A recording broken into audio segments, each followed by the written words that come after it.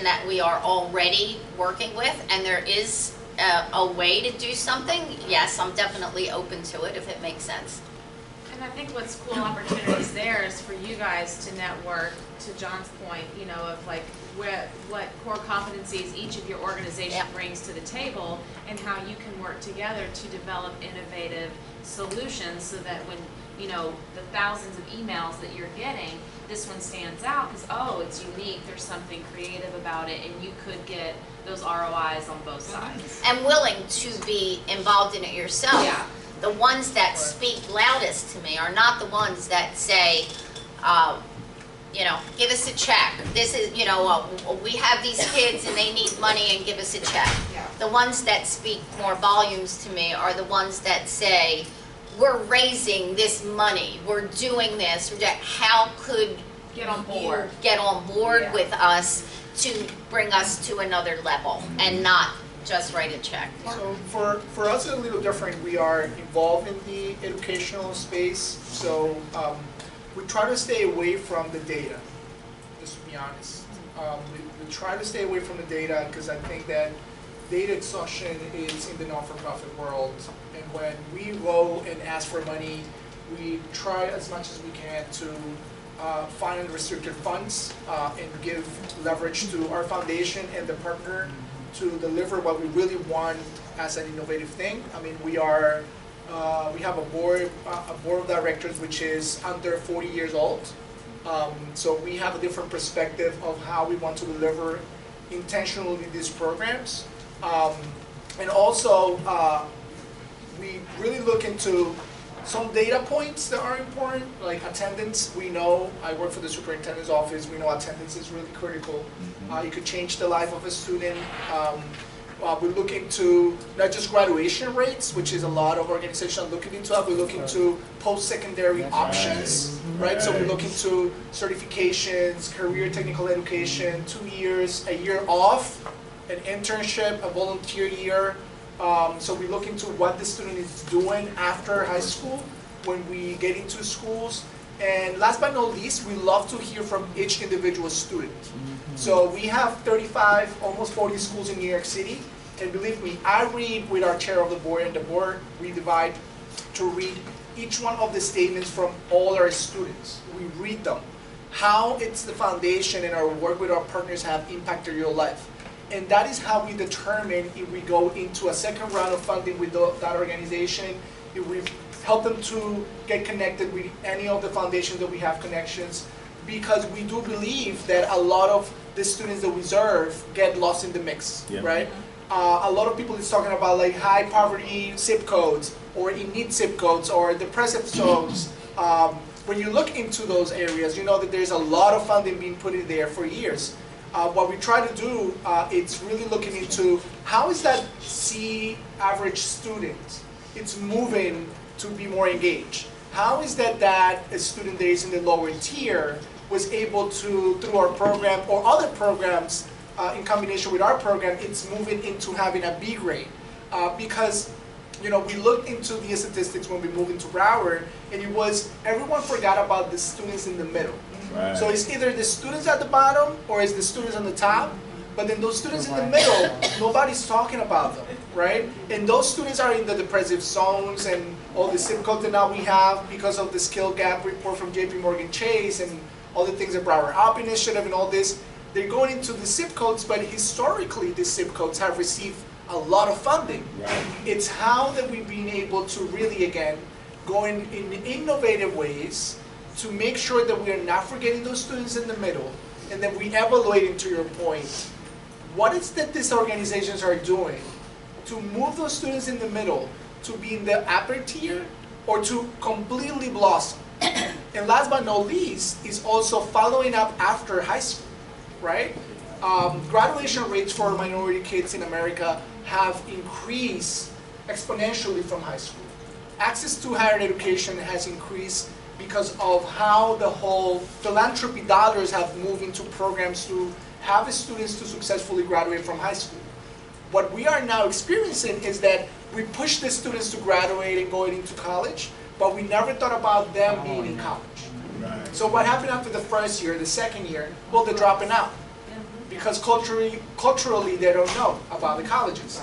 They just apply to the college that maybe the college counselors told them, or their friends told them, or their family members told them. And so now we are actually in this new program that we launched in August here in Broward County. We have a 5-year, multi-year program in which we are, after they graduate from high school, that we look into what happens after high school. If you went into a career and technical education program, great. We're going to meet with you every quarter. What do you need? Oh, I don't have a suit for my internship or for my job. Okay, we will find you a suit. So we have to really look into those things. And I know that for corporations it's a different evaluation. I think for foundations and for other kind of funders, it should be about how we impacting every single kid. How we impacting that kid. Not every kid is a product of college, right? A college product. Kids have specific things. They maybe need another extra year to explore. And we try to put the students in the buckets, right? So, and we try to break that silo of making sure that now we evaluated all the things like how that family was impacted also, right? So we also have a couple of focus groups with parents from our programs and talking to them like, hey, how do you feel this program impacted your kid? Just by visiting, because the only program that we have in New York and here is just by visiting virtually a campus. So just to give you an example of how we provided a really quick extra funding to a school in New York City, we went and did a workshop with our program, and we put the headsets, virtual reality college tour to a kid from Dominican Republic. And he put it on, and he was going through the program, and then we changed from like visiting a campus in CUNY to visit a campus in California. And this kid just went crazy. When I'm telling you crazy, he was just jumping up, and I was like, what is he watching? Is he watching the campus tour? Not worried, he's watching something else. And then he takes off the headset, and he said, you know what? I never imagined, mister, that I could actually go to college and see the beach right in front of my campus. And this kid now is in San Diego College. And he went to that school just because we transformed the way that he sees college possible for him. So how you measure that? Impossible. There is no way that you can measure that with data. How you measure that is by having a statement from the student, by making sure that we also listening to those stories, because at the end of the day, those are important for the philanthropy dollars. Yeah, that's like when we talked about that qualitative and quantitative. But it's important to get that impact from that qualitative experience, what you can only get from focus groups and conversations and anecdotal feedback from what's happening in your events and all that good stuff. Is there any other questions that we have from the audience? Nope. Anything you guys want to share, like last comments about what these organizations should know about fundraising and the way you see it translating? Yeah, I have a couple of things, and one of the things that you said make a lot of sense to me, but I sat on a panel with Gregory Hale from Broward College and the governor. And, you know, one of the things the governor was pushing for was trade schools. And I'm thinking, oh my God, here's the head of Broward College, and the governor's like, yeah, no, don't worry about college. And, you know, it struck me that he's kind of right, because you look at our workforce at the Hard Rock, where we have kitchen stewards and housekeeping individuals and, you know, thousands and thousands of people that we employ that are not college graduates, that would never have made it through college for either economic reasons or other reasons, but make a very good living because they either were taught a trade or educated themselves in figuring out another way to get themselves educated to get into the workforce without a college education. So there's definitely a need on both ends, because I'm going to say more than 50%, maybe 65% of our workforce is not college educated and does not need to be those services. So trades and those kind of vocational services for kids is almost just as important And again, going back to just because I was with them yesterday, a program like the Dan Marino Foundation that focuses on teaching children a trade is almost as important as a college education for them and raising funds in that way. So that's one part. The second thing that you said that went ding, ding, ding in my head is millennials. Because everything now, the whole world is changing. We look at, on a corporate and global level, as a casino, where are we going to be in 10 years? Because we are not gonna have, the Hard Rock is not gonna look the same gaming-wise, and where we make our money is not gonna look the same 10 years from now as it looks now. So our organization is 10 years, light years now, figuring out what that's gonna look like. I don't know that charities are doing the same thing. Maybe they are, but I mean, I'm trying to work with some of the charities on fundraising in a different way now. I mean, I'm working with somebody on a TikTok program. Does anybody know what TikTok is? Think about what you could do. Just think about this for 1 minute. We need millennials engaged. They don't want to come to a black tie gala. Nope. Millennials do not have the money to spend on a gala. And they are much more, I don't want to say frugal, but they're not at an age level where they could spend the money, but we still need their money. So how are we going to engage this next generation to be part of fundraising? Because it's not the way fundraising is now. Everything is going to change. So that's, you know, one of my, so talking how's that going to happen? about the trades and credentials, I mean, we could stay here and have another panel about it. What I can tell you about that is that our educational system is broken. Fundamentally, we have not been able to really meet the needs of the market. And that's why we see 65% of their workforce is without a college degree. We created this bubble of like, if you don't get a college degree, you're nobody, right? And especially on communities of color or immigrant communities, you have to be the lawyer, you have to be the doctor, you have to be the doctor. But yeah, I stopped with master's degree. You're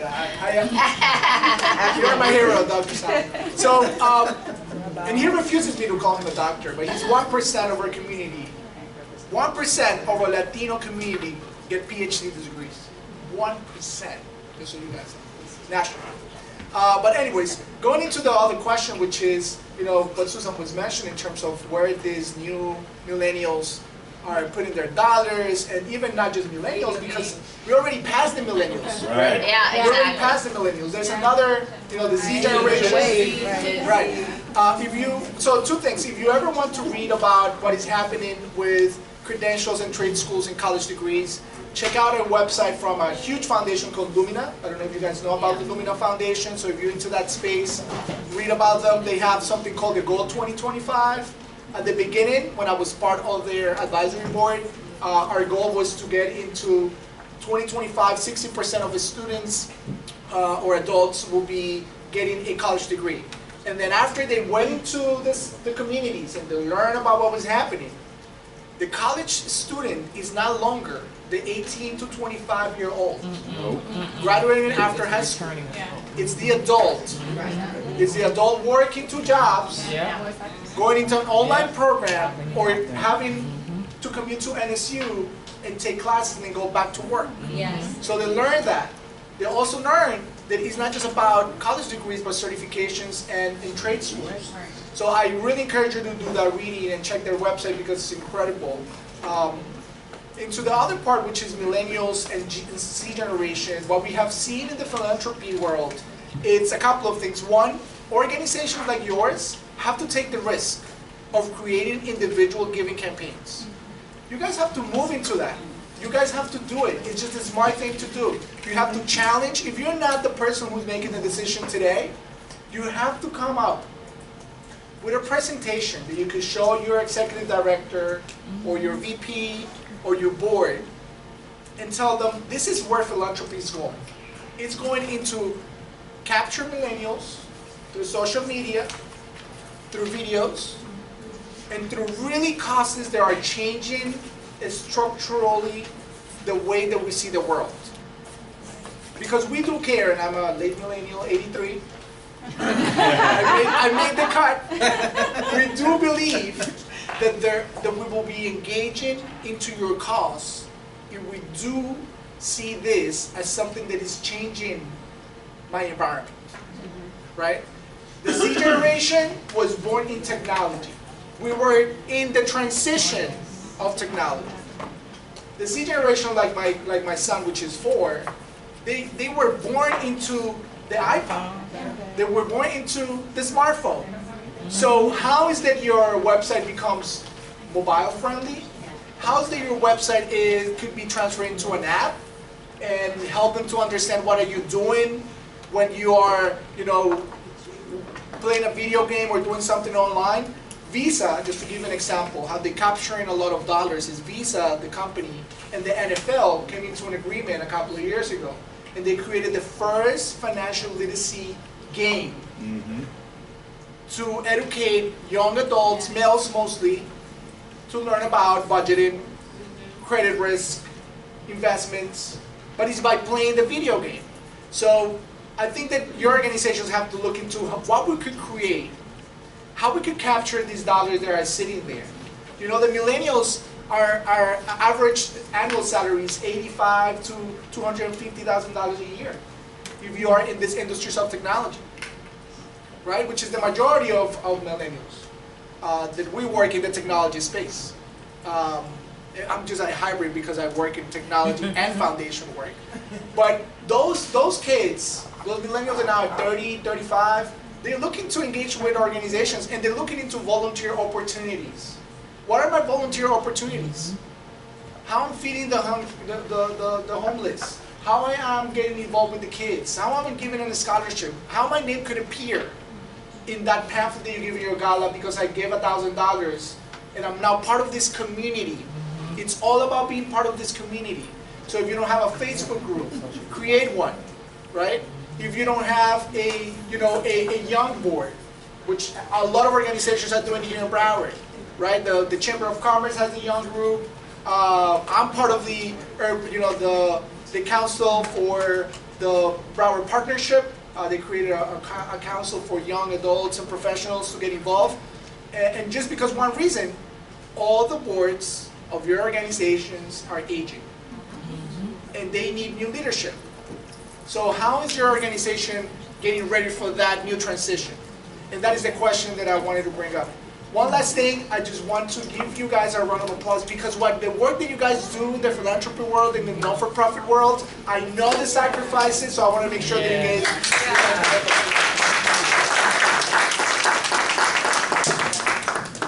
Thank you guys so much. This has been extremely informative, and I know I speak for everybody here how much we appreciate you spending the time on Saturday to come here and share your experience with everybody.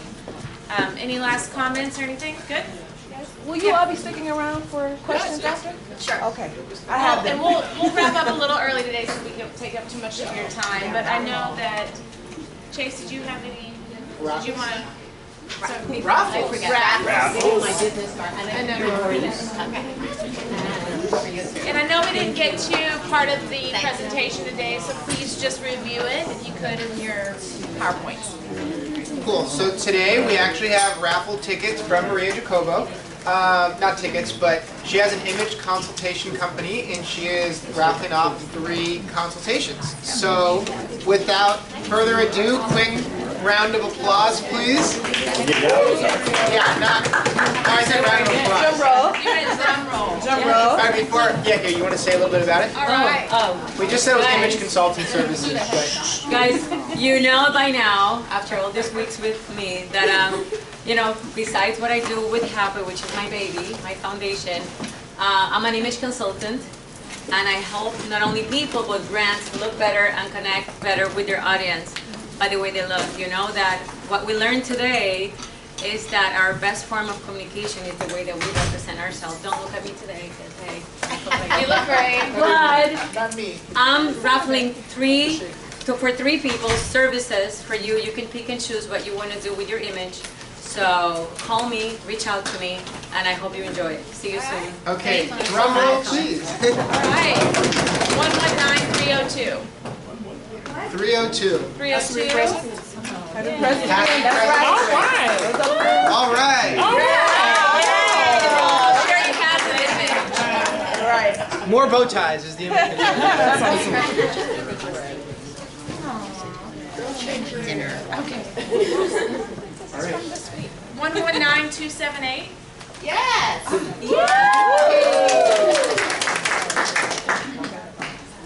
And 119294.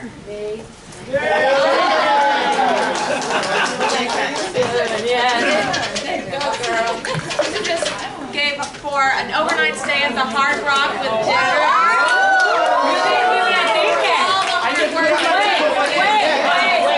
My ticket. We need another ticket. We need another. You put one of those. Because I was going to get a raffle with my own stuff. So that wouldn't be fair. I already missed I don't have anything to raffle. Sorry. That's to say thank you for the work you did. There you go. There you go. She didn't take one for her own. Okay. I'm trying. Oh my God. Oh my God. Drum roll, please. 119280. 280. Has to be president, 18 and older. Leave your kids at Actually, home. 21 and older. 119295. What is this? All right, next. Falling like flies. 288.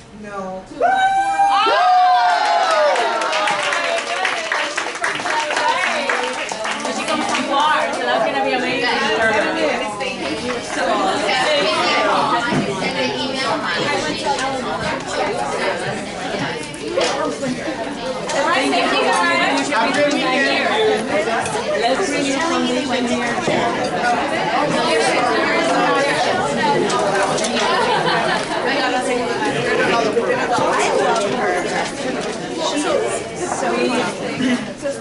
We create programs for young people with disabilities. So we're doing that job. Thank you. But also to get trained. We're doing a job. And this is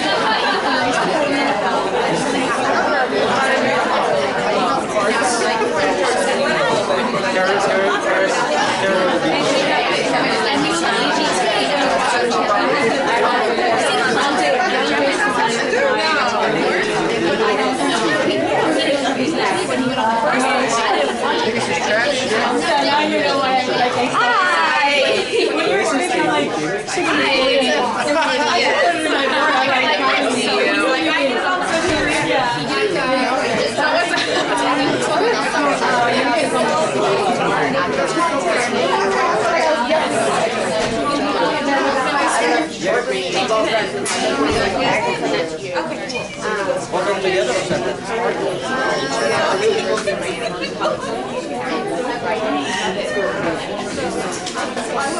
And I tell you, we need some writing to go. I definitely like the first class where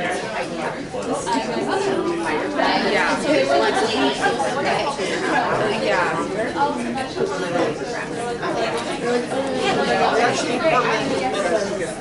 what's wrong with sentence? I mean, I'm getting it right now. Absolutely. Recognizing where these students are starting from now. So I just have to, I know. Yes. We're going to create this An event so and that they can have become survivors and get help